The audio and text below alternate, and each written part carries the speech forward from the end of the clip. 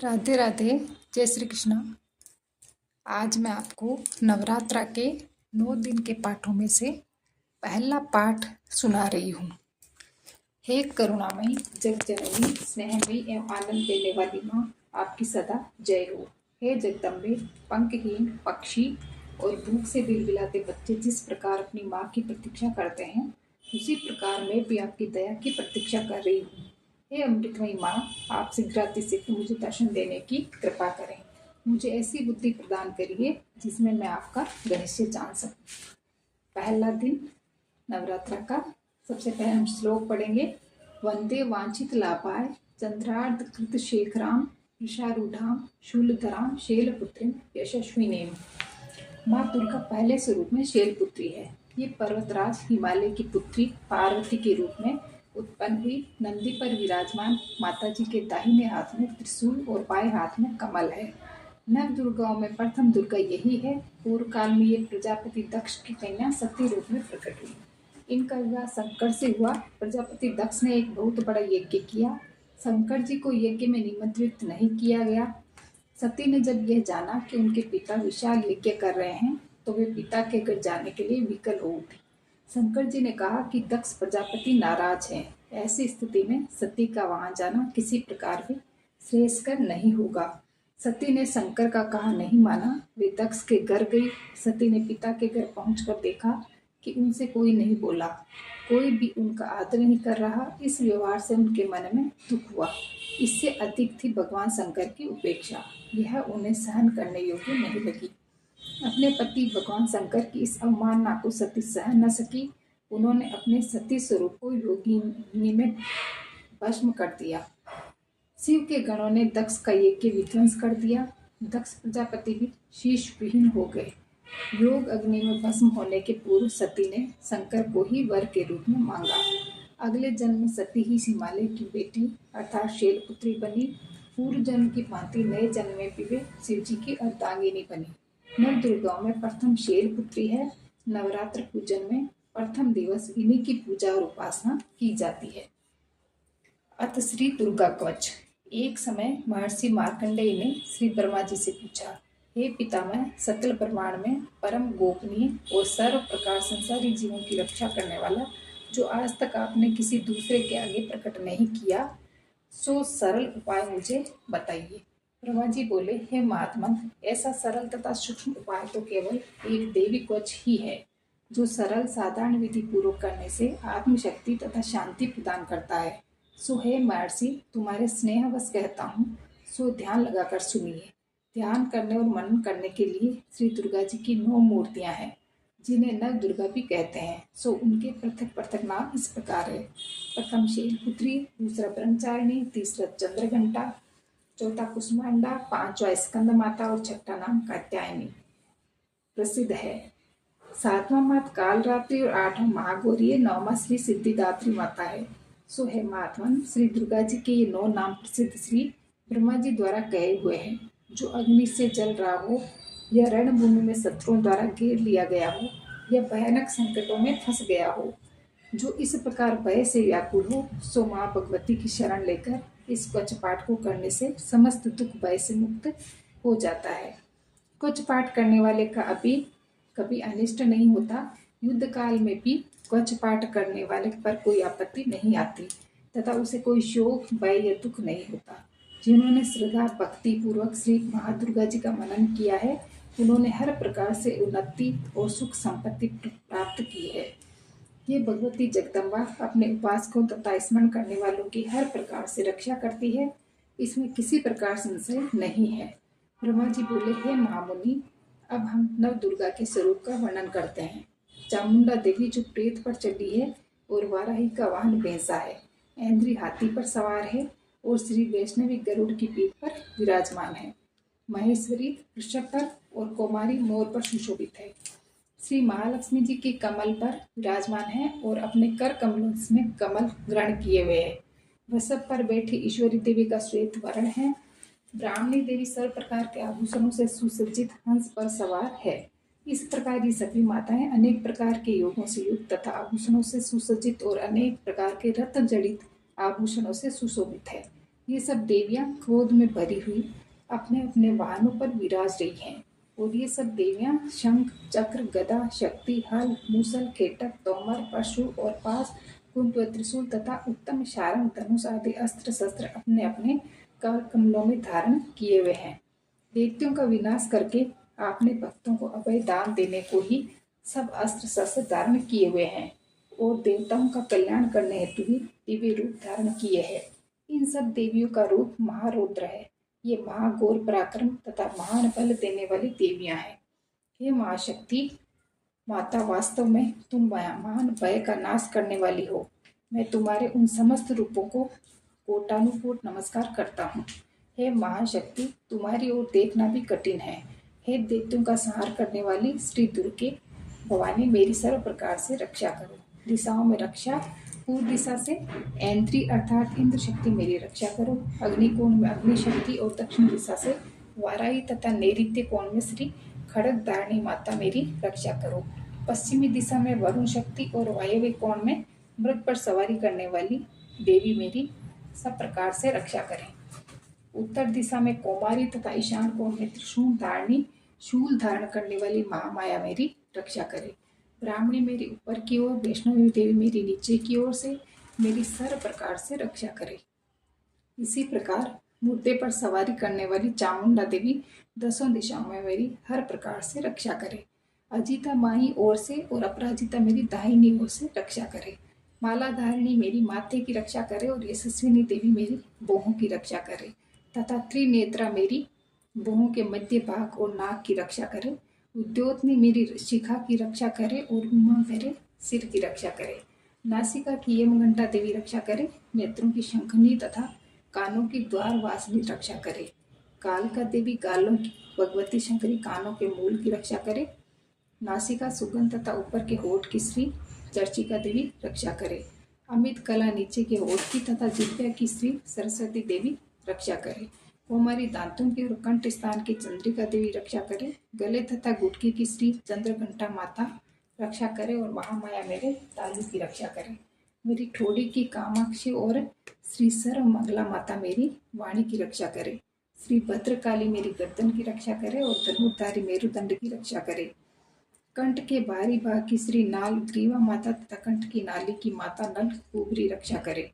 दोनों कंधों की और मेरी दोनों भुजाओं की ब्रजधारिणी रक्षा करे। श्री दंडनी दोनों हाथों की और मेरी अंगुली की महारानी अंबिका रक्षा करे। नखों की शूलेश्वरी और कुलेश्वरी मेरी कुंभ की रक्षा करे। दोनों स्तनों की महादेवी तथा शोक विनाशनी देवी मेरे मन की रक्षा करे। हृदय की ललिता देवी और शूल धारणी उदर की रक्षा करे। कामनी देवी मेरी नाभि की और गुहा पाक की गुहेश्वरी माता रक्षा करे। पूतना व कामिनी लिंग की और महिषवाहिनी मेरी गुदा की रक्षा करे। भगवती कमर की तथा घुटनों की श्री विंध्यवासिनी माता रक्षा करे। सर्व सिद्धि और संपूर्ण कामनाओं को पूर्ण करने वाली श्री महाबाला देवी मेरी दोनों जंघाओं की रक्षा करे। दोनों एड़ियों की रक्षा नरसिंह करे। देवी तेजस्वी मेरे दोनों पैरों के ऊपरी भाग की रक्षा करे। श्रीजी पैरों की उंगलियों और तलवासिनी दोनों पैरों की तलवों की रक्षा करे। नखों की रक्षा दृष्टा क्राली तथा उदरकेशिनी देवी मेरे बालों की रक्षा करे। श्री कोवेरी माता मेरी रोमावली की छिद्रों की तथा बागेश्वरी मेरी त्वचा की रक्षा करे। श्री पार्वती देवी रक्त मज्जा वस्सा मांस हड्डी और मैदे की रक्षा करे और महाकाल रात्रि आंतों की। मुक्तेश्वरी पित्त की रक्षा करे। मूलाधार आदि पद्मनाभ केशों की पद्मावती तथा चूड़ामणि कफ की रक्षा करे और ज्वालामुखी नखों के तेज की रक्षा करे। अपिता देवी समस्त शरीर के जोड़ों की रक्षा करे। माता ब्राह्मी मेरे वीर्य की रक्षा करे। छत्रेश्वरी छाया की और धर्मधारिणी माता मेरे अहंकार मन और बुद्धि की रक्षा करे।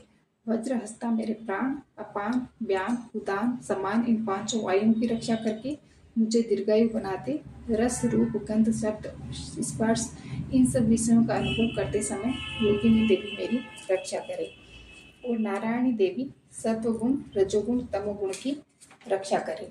वाराही माता आयु की तथा वैष्णवी देवी धर्म की रक्षा करे। चक्रणी यश कीर्ति की लक्ष्मी धन और विद्या की रक्षा करे। इंद्राणी मेरे गोत्र की रक्षा करे। हे माँ चंद्र की तू मेरे पशुओं की रक्षा करो। महालक्ष्मी मेरी संतान की रक्षा करो। भैरवी देवी मेरी पत्नी की रक्षा करो। मेरे मार्ग की सुपथा और दुर्गम मार्ग की रक्षा माता स्वयं करे। राज दरबार में महालक्ष्मी तथा सर्वत्र व्याप्त विजया देवी मेरी सर्व प्रकार से रक्षा करे। हे मातेश्वरी, जो स्थान भूल से नहीं कहा गया हो अतः रक्षा से वंचित रह गया हो, वो सब तुम्हारे द्वारा स्वरक्षित हो, क्योंकि तुम विजयशालिनी तथा पापनाशिनी हो। मनुष्य को चाहिए कि बिना कुछ के कहीं एक पग भी न जाए, इसी में भला है। इसलिए कुछ का पाठ करके ही नित्य यात्रा करे। नित्य कुछ पाठ के द्वारा ही मनुष्य सब ओर से सुरक्षित रहता है। जहाँ भी कहीं जाएगा उससे वहीं अन्न धन लाभ होगा और समस्त कामनाओं की सिद्धि वाली विजय की प्राप्ति होती है। वह जिस वस्तु की इच्छा करता है वो अभिष्ट वस्तु उसे निश्चय ही प्राप्त हो जाती है। वह मनुष्य इस भूलोक में अतुल्य परम ऐश्वर्य को प्राप्त करता है। इस कवच के द्वारा जो पुरुष स्वरक्षित होता है वह हर प्रकार से निर्भय हो जाता है। उसे कोई संग्राम में पराजित नहीं कर सकता और वो तीनों लोकों में पूजनीय हो जाता है।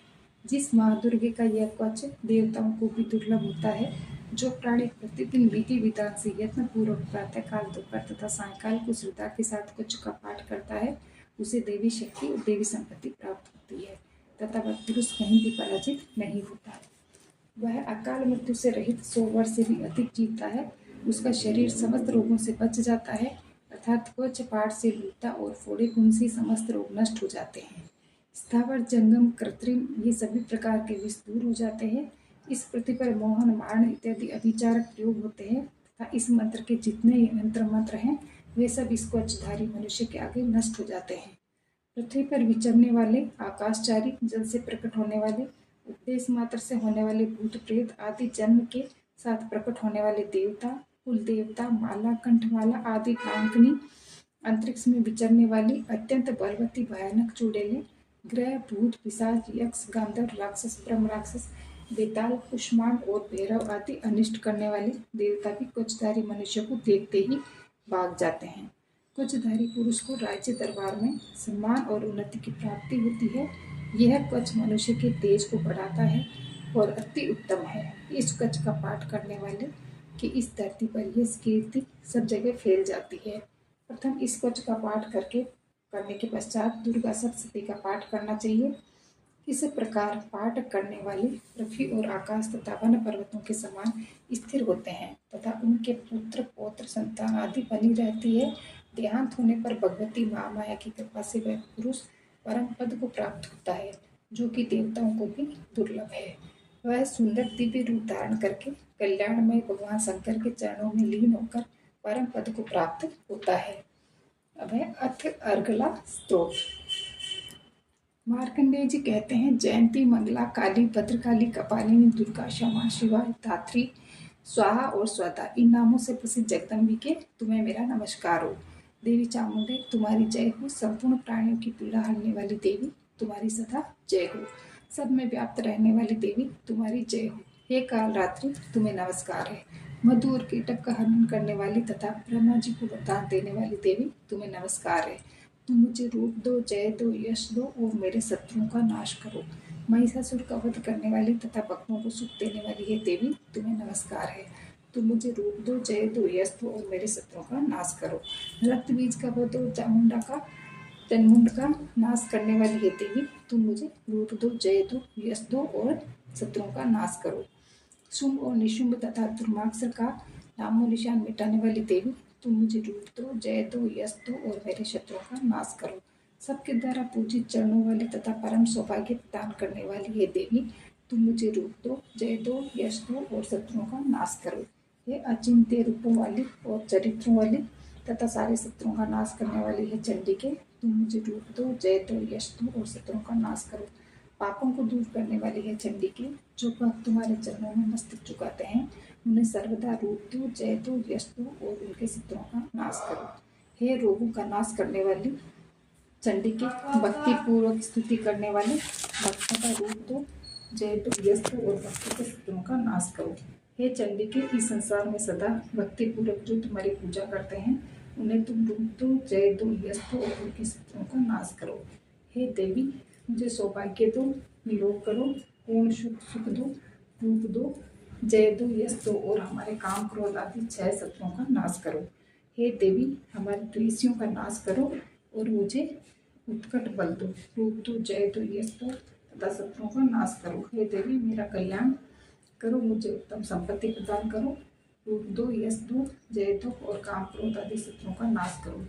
हे अंबिके, देवताओं और असुरों के सिर के रत्नों से घिसे हुए चरणाविंद वाली देवी, तुम मुझे रूप दो, जय दो, यश दो तथा शत्रुओं का नाश करो। हे देवी अपने भक्तजनों को विद्वान लक्ष्मण बनाकर उन्हें रूप दो, जय दो, यश दो तथा शत्रुओं का नाश करो।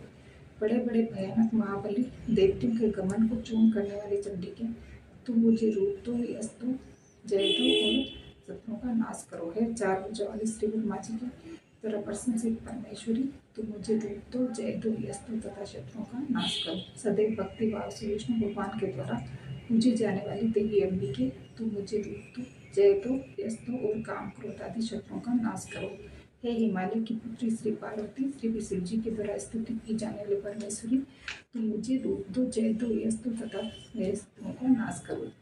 शचीपति इंद्र के द्वारा उत्तम भावना से पूजी गई परमेश्वरी, तुम मुझे रूप दो, जय दो, यश दो तथा शत्रुओं का नाश करो। अपने बलशाली भुजा रूपी दंडों से दैत्यों का अभिमान नष्ट करने वाली देवी, तुम मुझे रूप दो, जय दो, यश दो तथा मेरे शत्रुओं का नाश करो।